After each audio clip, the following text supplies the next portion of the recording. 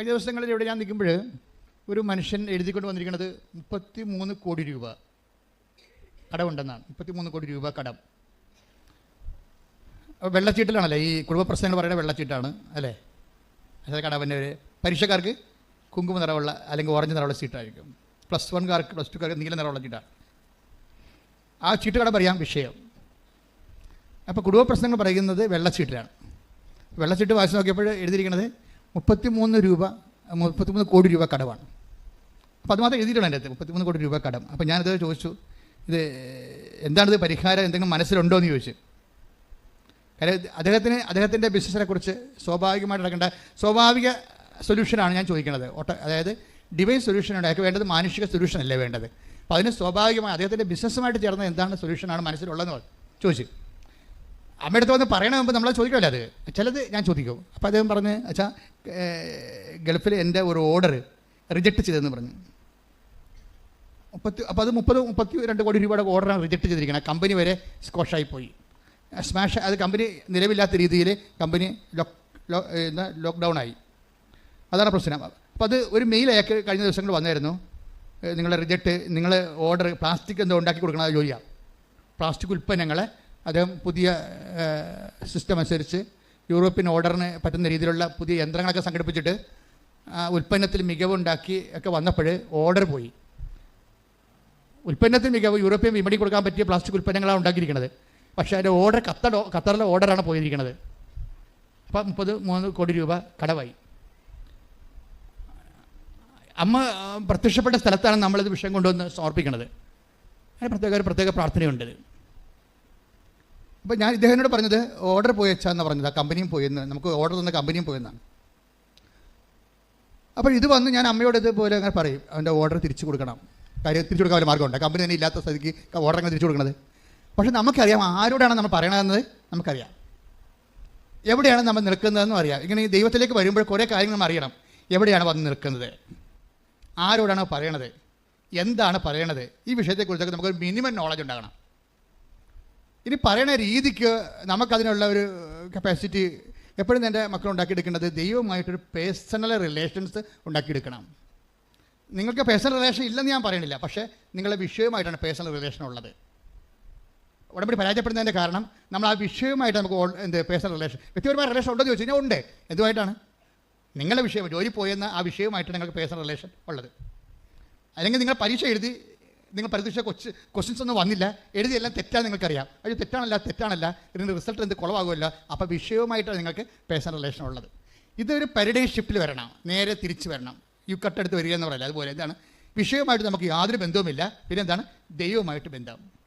ഉടമ്പടിയിലെ formula എല്ലാം നിങ്ങളെ ദൈവവുമായിട്ട് പേഴ്സണൽ ബന്ധപ്പെടുത്തുന്ന ഫോർമുല ഉള്ളത്, വിഷയവുമായി ബന്ധപ്പെടുത്തുന്ന ഫോർമുല ഒന്നുമില്ല. അതുകൊണ്ട് നമ്മുടെ പ്രാർത്ഥനകളെല്ലാം വളരെ മൈൽഡ് പ്രാർത്ഥനകളാണ്. അല്ലാതെ കാറിക്കൂവി ബഹളം ഉണ്ടാക്കി സ്തുതിച്ച് പറച്ച് തല്ലി വീഴണ അങ്ങനെയുള്ള കലാപരിപാടികളൊന്നും ഉടമ്പടി പ്രാർത്ഥനകളില്ല. എന്നാൽ ഞാൻ പ്രൊമോട്ട് ചെയ്തിട്ടില്ല. കാര്യം ആ ഒരു സ്ഥലമല്ല ഇത്. നിങ്ങൾക്ക് അങ്ങനെ തോന്നുമായിരിക്കും, നിങ്ങൾക്ക് കേട്ട് സ്തുതിച്ച് പറച്ച് തല്ലി വീഴണമെന്ന്. ഇവിടെ വീഴാൻ സമ്മതിക്കുക, വീണ്ടും കഴിഞ്ഞാൽ അപ്പോൾ പൊക്കിക്കൊണ്ട് വെള്ളം കൊടുക്കുക, അതേ ഉള്ളൂ. അതെന്താ പ്രശ്നം വെച്ച് കഴിഞ്ഞാൽ ഇവിടെ ഒരു റിലേഷൻസ് ദൈവമായിട്ട് ഉണ്ടാക്കിയെടുക്കണം.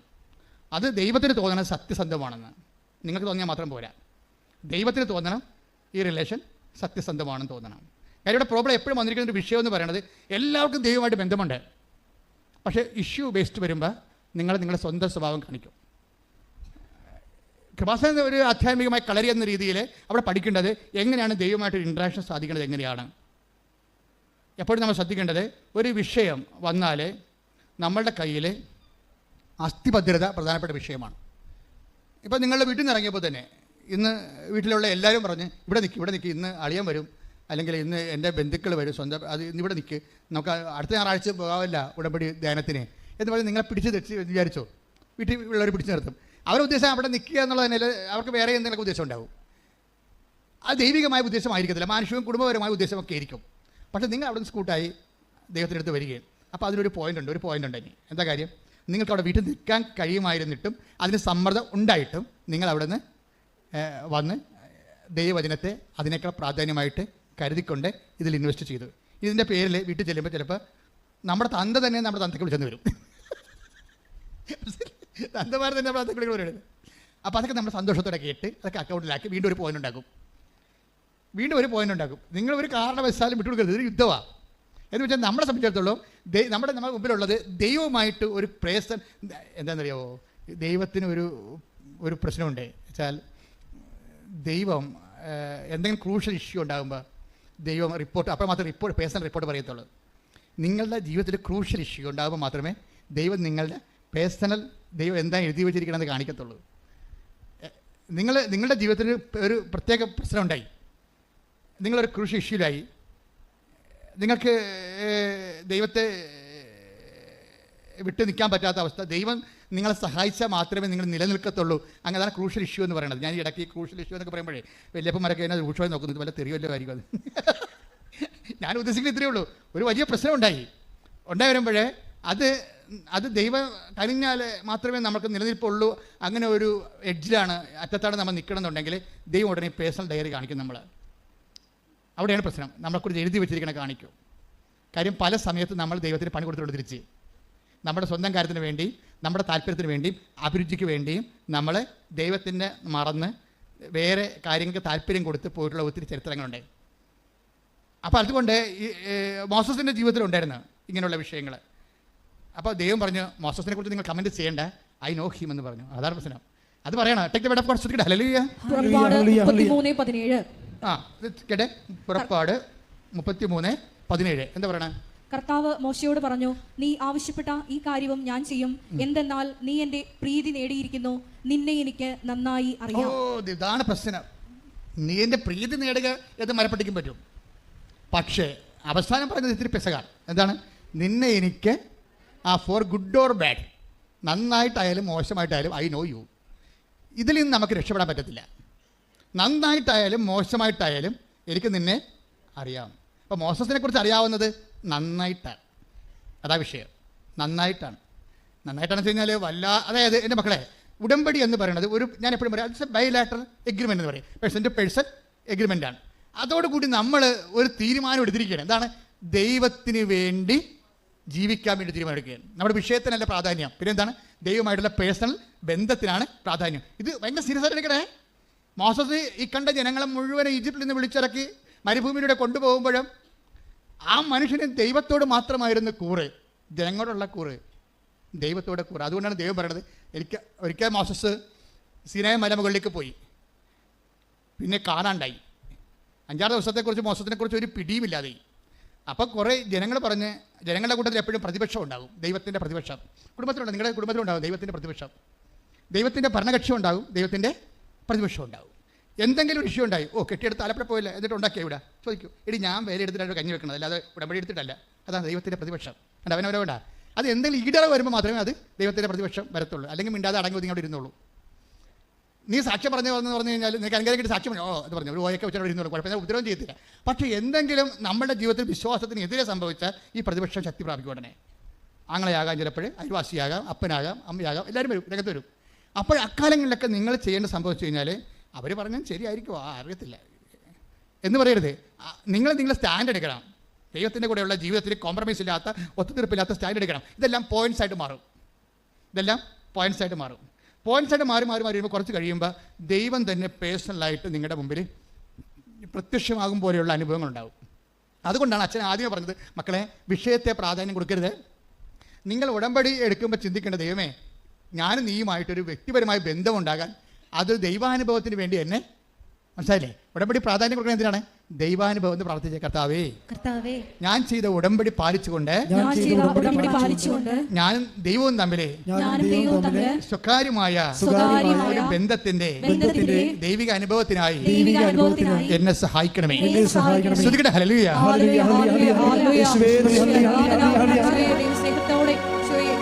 പോലെ സ്നേഹിതനെന്ന പോലെ ഈശോയോട് സംസാരിക്കുവാൻ അതിലൂടെ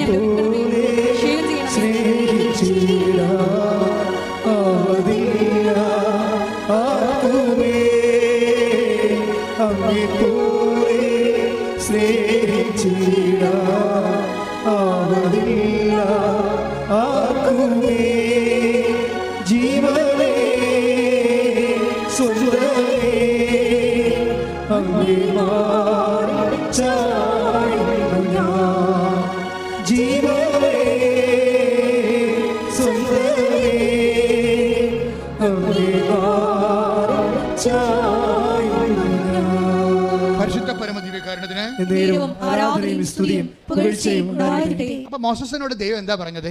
എനിക്ക് നിന്നെ നന്നായി അറിയാം. അതെന്താ അറിവെന്ന് പറയുന്നത്? വല്ലാത്ത ഒരറിവാണ്.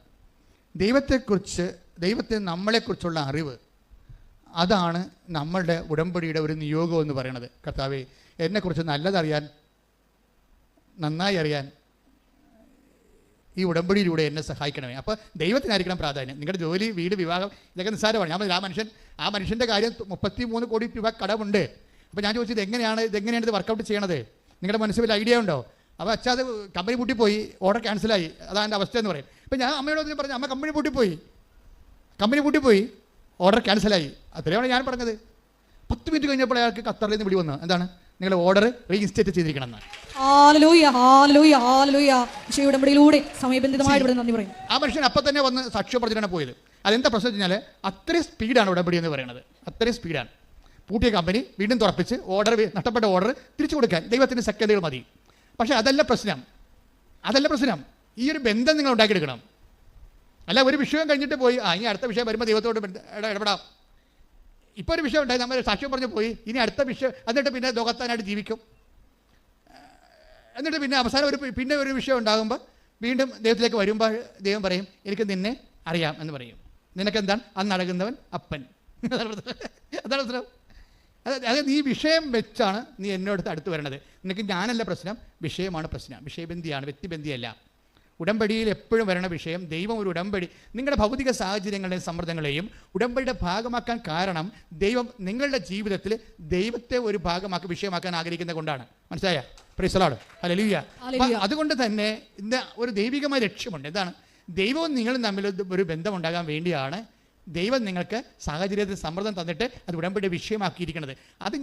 അത് മനസ്സിലാക്കാനുള്ള ജ്ഞാനം വേണം. എന്ത് സംഭവിക്കുന്നു എന്നുള്ളതല്ല, എന്തിനു വേണ്ടി സംഭവിക്കുന്നു.